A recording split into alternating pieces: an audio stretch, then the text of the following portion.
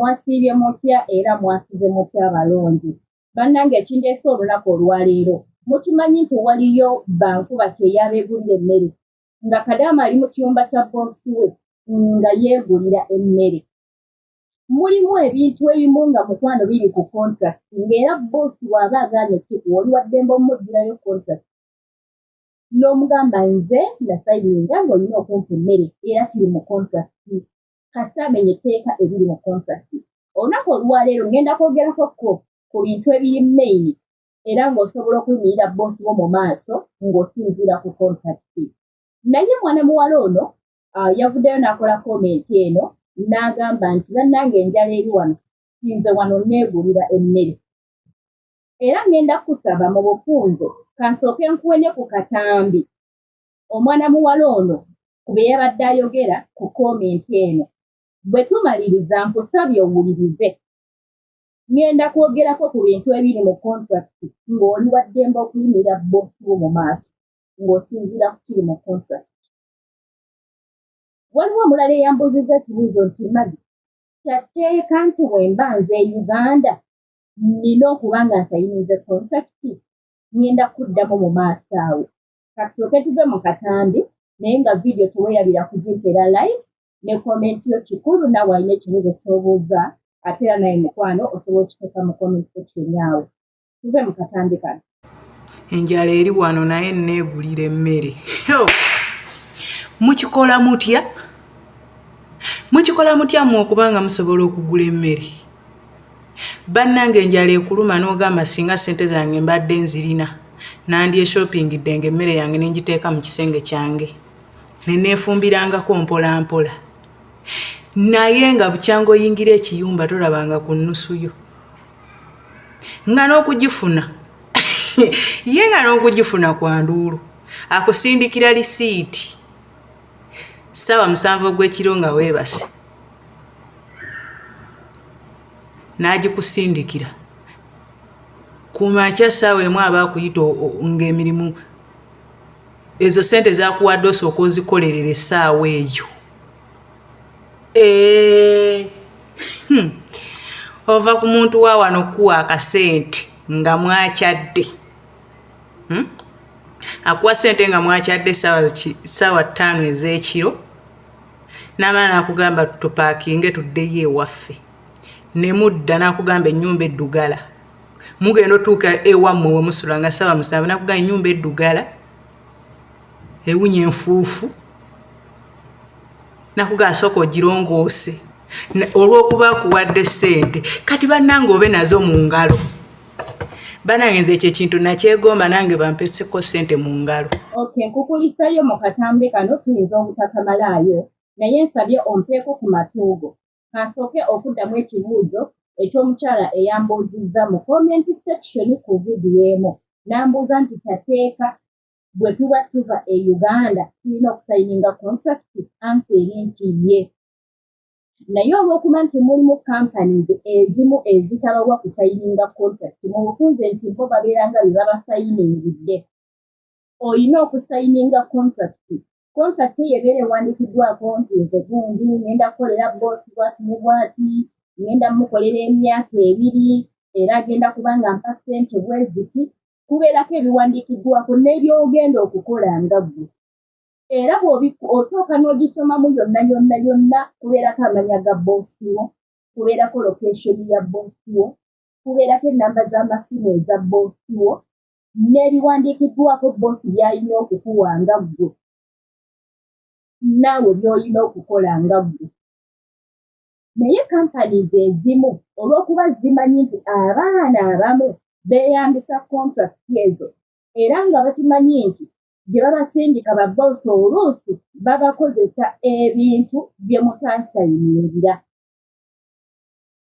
Kati olw'okuba bakimanyi abamu tebabawa okusayininga contract naye nga zibeerayo bo be babasayiningira be babaterako emikono. Naye ng'olina okutambula ng'olina contract yo ng'ogisayininze. Contract ye ebeerako boosi kyalina okuwa nti boosi agenda kuwa communication obe ng'owuliriza famire ye. Nti boosi agenda kuwa omusaala gwo oba mitwalo 9 gy'osayinize buli luvannyuma lwa mwezi oba buli mwezi nga guweddeko. Yes, buli mwezi nga guweddeko. Boosi oyo aba kuliko nti alina okukuwa accommodation weew'okusula. Boosi oyo aba alina okukuwa emmere. Emmere abeera alina okugikuwa. Kati bw'otuuka mu kiyumba, boosi wo n'akugamba nti ogenda kwegulira emmere, mulimu abamu nga boosi si yakugambye. Nga gwe olw'okuba olaba nti enjala nnyingi, olumizibwa enjala ate olinamu akasente ko n'ogamba kantandika okugula. Naye ate bw'otandika obigula boosi n'akimanya. Ne bino byabadde obyalyako awo ajja kubiggyamu. So olina okuyimira mukama wo maaso oyo atakuwadde emmere n'omugamba nti nze nasalininga contract ng'olina okumpa emmere. Sisobola kukola nga siridde. Kadaama oteekeddwa okuba nga olina confidence. Ekitugisaawo okuba na confidence, omuwala bwe bw'onoomuyimirira mu maaso n'omukaliramu, mukwano agenda kukyusa. Bw'oba olina ekipapula kyo ekya contract, gimugireyo omugambe olaba wano. Oyinza obutagimulaga kubanga wanaamanya nti olina ekipapula ekyo kino yakiggyeko ng'alaba omuleetako olugezigezi. Kikuba ekifaananyi kimusindikire ku WhatsApp ye, omusankolingirewo, omugambe mu contract mulimu nti nina okulya naye lwaki sirya? Sisobola kukola nga sirya. Era contract eno y'emu bwe kiba nga kikuyinze, olina eddembe erikubira Ministry of Labour ey'e Saudi Arabia oba mu nsi mw'oli n'obannyonnyola ng'osinziira ku contract. Olina eddembe erikubira Embassy n'obagamba bannange natuuse mu kiyumba naye boosi tampa byakulya. Natuuse mu nnyumba naye boosi aŋŋamba neegulira emmere. N'obategeeza era bo ne bamanya ekiddako bayinza okusaba enamba ya boosi wo ne baba nga boogera naye. Lwakuba nti Embassy zaffe nazo omwana batunulira oba ssente I don't know. Tebatera kufaayo nnyo naye nga bye bintu bye balina okukolako. Kadaama toli supposed kwegulira mmere okuleka ekyolumu n'ogamba njagadde okulya ku kano kankagule. Waliwo Kadaama eyakola n'amalako contract ye ya 2 years ng'ewaka talyanga ku nkoko yadde oluliba lw'enkoko. Ebyokulya byali byambirigo nga tebamuwa mpaka bwe twakambuwali Omuwarabu teyakola ennyo n'atandika okumugulira ng'akasawo k'omuceere. Kadaama n'alya omuceere omukalu olw'okuba yali amanyi ekiruubirirwa kye. N'agamba Madamu omuceere nti yamugamba nkugulire tewali kyakola. Leero bw'olya ku musiika entalya bbuliro bwemubeeramu ennyaanya tokosa ennyaanya. Nga boosi n'atandika nga ye omuceere walaba guweddewo ng'amuleetera akasawo akalala.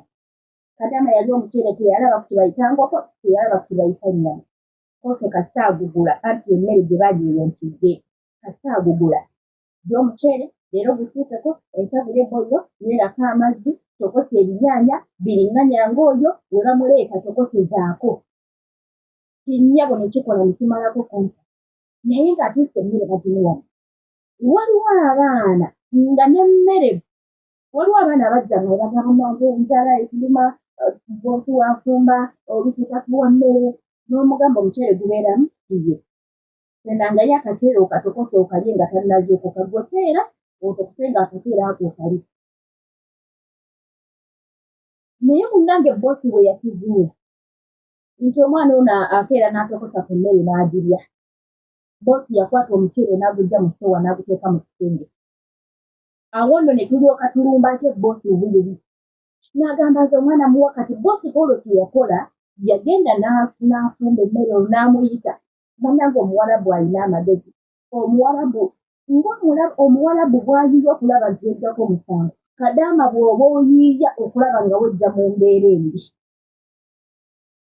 N'afumbako emmere n'alyoka amuyita n'amuwa emmere nga nnyingi bweti n'amukwata akavidiyo n'agamba yagambye simuwa mmere mulaba yagambye simuwa mmere mulaba ng'amuwadde emmere nnyingi ne tumukaliramu. ngero omulaba kubanga omuntu gwe wakosi ng'ofuusire ekintu oba okiraba ne tukalira mu Muwarabu omutere gwe yali aggyeewo ng'aguziza mu kisenge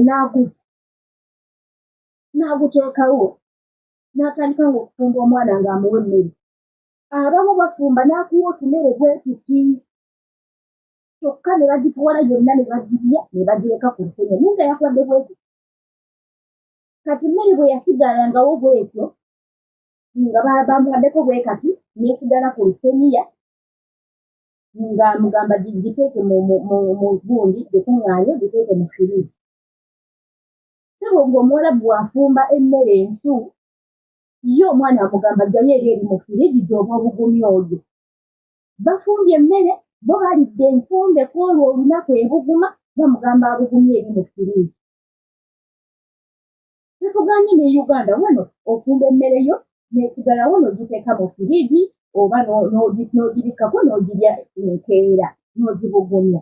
Naye bo nga bakifudde kyatteeka mpaka bikamugamba toddamu kugirya. Bw'olaba bafumbye n'agamba leero mu firiiji mugambe sigenda kugirya. Kadaama ne tumuyigiriza okukalira mu Muwarabu. Omuwarabu ne kimuggwako. So kati Kadaama toli supposed kwegulira mmere okwekeeta olumu ng'ogamba njagala kulya kakeefu sinookeetimiza. Naye ndi Kadaama nga beegulira emmere ng'Omuwarabu yamugamba yeegulire emmere. Boosi wagamba weegulire emmere.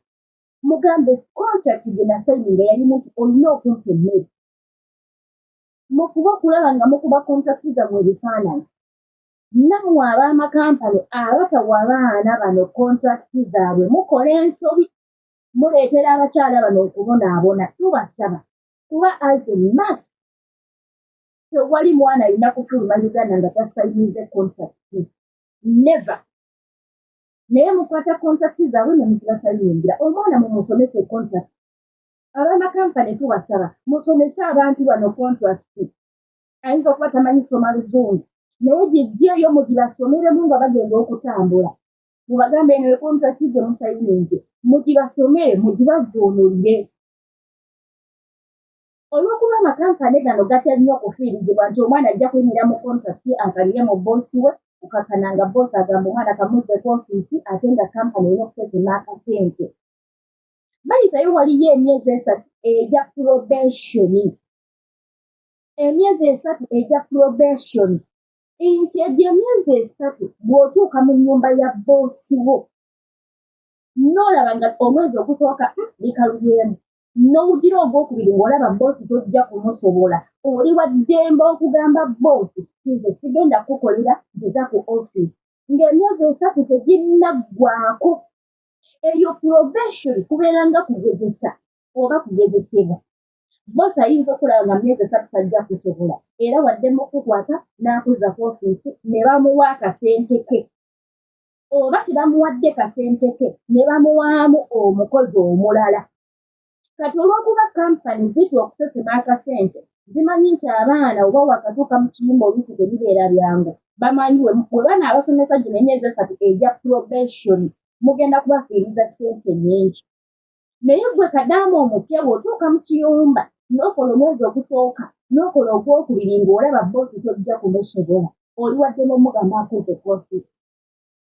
Lwakuba nti mulimu abamu akwatibwa busungu n'agamba siyinza kumuleka genda kukola walala waba agambye okunkolera kantu lwe lumu mutikke muzze Uganda. Mulimu nabo wera. Naye ng'emyezi 3 egya probation gyakugezesebwa. Ekyo kiri wakati wo Kadaama ne boosi wo. Gwe bw'olaba nga boosi tojja kumusobola oli waddembe omugamba akuze ku ofiisi. Boosi bw'alaba nga tajja kusobola waddembe okuzza ku ofiisi ne bamuwa akasente ke oba ne bamuwamu omukozi omulala gwe ne bakufunira awalala. Naye kampani tezibasomesa bintu bino. Lwansonga batya okufiirwa era y'ensonga lwaki mulaba nti abaana bangi babonaabonera mu biyumba. Y'ensonga lwaki mulaba nti abaana bangi nnyo alwala n'atuuka okulwala tanzawe. Medication byebimu era kubiri wali ku kontrakiti yo nti singa obeera olwadde boosi wo alina okukujjanjaba alina okuwa obujjanjabi we as Keyo Initiative Uganda bw'ojja n'otugamba ndi mulwadde boosi agaanye okunzijanjaba tuyimirira mu contract eyo mu mateeka agafuga contract mu byawandiikibwa mu contract ne tuyimirira okwogera ne mukama boosi asayininga contract naawe osayininga contract bw'agenda ku kampani eri gy'agenda okujja ey'Saudi oba eyawa wagenda gy'ogenda okukola alina contract gy'asayininga alina okuwa kino na kino na kino bw'oba olwadde alina okujjanjaba naawe mu contract gy'osayininga bibeeramu bw'oba olwadde alina okukujjanjaba era nga mu contract eyo mulimu n'akawaayiro akagamba nti singa obeera olemereddwa okukolera mukamaawo kangeza okozeeko omwaka gumu ne mulemaganira awo gwe nga ggwe olina okusasula boosi wo sente za myezi egya esatu bw'aba abadde akuwa emitwalo bannange bino mubikwate bw'aba abadde akuwa emitwalo 99 olina okukwata emitwalo 9 gya myezi esatu n'oziwa boosi wo n'omala ne weegulira airticket n'odduuka kubeeranga kukompasetinga tebayita compensation ekyo mwekiri mu contract nti singa okola n'otamalaako contract yo ng'ovuddeko gino emyezi esatu egya probation gye mbagambyeko emabega waawa mu kugezesebwa ati bwe gigwako egyo emyezi esatu nga gwolaba olyoke nabo tobbakolera ate ng'otuuka mu mwaka gumu oba gumu kitundu ne weekyanga nogaa tutayagala kola okompasetinga boosi wo naye kwabo abalima nti oba olaba alemerako mumpe ssente bwe ziti abo ababitegeerako si bonna nti bategeera nga bwe kiri nti naffe olwaleero waliwo by'otategeera ng'ojja bitegeerera wano nga mbyogera waliwo nange gye sitegeera nga nja bitegeera nga waliwo omulala akola ki abyogera kati bulimu baboosi abatabitegeera nnyo naye singa oba obadde mulwadde ng'ensonga kituufu togaanye bugaanye kola olwadde bakujjana ebigaanye nga mu butuufu weetaagako bawaka awo tewaba compensation naye wano ng'ogaanye bugaanye ye boosi kyatwala nti ogaanye bugaanye kola mufunyewo obutakkaanya n'obyegira ogamba kyagala kola you have to compensate your boss kitegeera so tugezeeko okufolowinga contract ezo tuzisome kigenda kuyamba ggwe ate kijja kuyamba ne mukama wo obuulyawo naye nga kati gwali wano kigenda kuyamba bw'onooba obigoberete naye nga abalungi vidiyo nkoze mpanvu alina ekibuzo ky'obuuza kiteekere mu comment section ate nja kwongera okubalambululira anyway ngenda kukolayo vidiyo nga nzize ne contract nkusomere contract na biki ebigirimu nja kusooka ndeete contract ye Saudi Arabia